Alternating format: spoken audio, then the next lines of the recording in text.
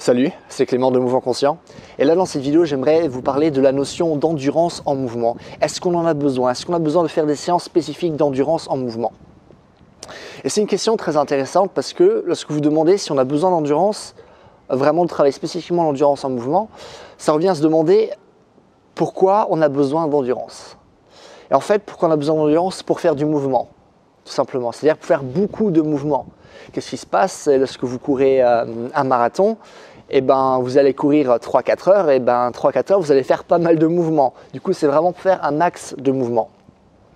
Mais du coup, aussi par rapport à la santé cardiovasculaire, la question vient, est-ce que je dois travailler spécifiquement mon cardio pour être en bonne santé en mouvement? Dois-je faire maintenant des séances de course, des séances de sprint, etc.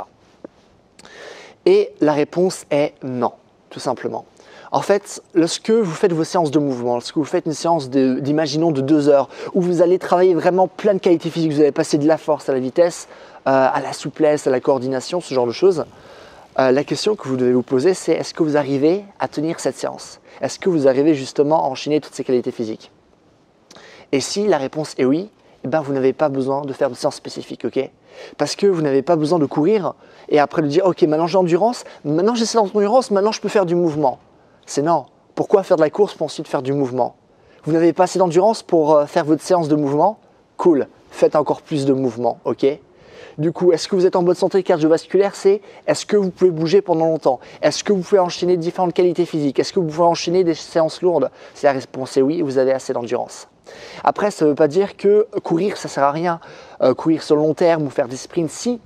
C'est intéressant. Je vous avais fait une vidéo où j'avais couru pendant 2 heures sans entraînement, juste pour découvrir de nouvelles choses sur mon corps. Et dans cette perspective, c'est intéressant. C'est aussi très important d'avoir une bonne technique de course. Vraiment avoir de bonnes notions de biomécanique de course, une bonne analyse de la foulée et ce genre de choses, vous voyez? Mais est-ce que c'est important vraiment de faire plein de séances spécifiques et que la course soit une partie intégrante ou même une petite partie? Non. C'est vraiment quelque chose de minime. C'est bien pour explorer, mais ce n'est pas là-dessus que vous devez vous focaliser. Et si vous voulez travailler l'endurance, c'est cool. Faites-le en mouvement. Enchaînez les choses, mais pas besoin de faire des séances spécifiques. C'est à force de travailler votre force ou la vitesse d'un mouvement ou la coordination que vous allez faire, des enchaînements de gymnastique, etc. À force de répéter, ça va vous demander de l'endurance. Pas besoin de faire quelque chose de spécifique. Je vous avais dit, dans ma vidéo, j'avais dit, je crois, les 5 raisons pourquoi votre entraînement n'est pas assez bien. Une vidéo de ce genre, je ne me souviens plus exactement, je peux la mettre en fin de vidéo. Je vous avais dit que souvent, on se dit, ok, je travaille aux anneaux, je vais essayer de travailler les muscle-up, etc. Ah, mais aussi, j'ai augmenté mon nombre max de traction, du coup, je vais aussi faire des tractions à côté.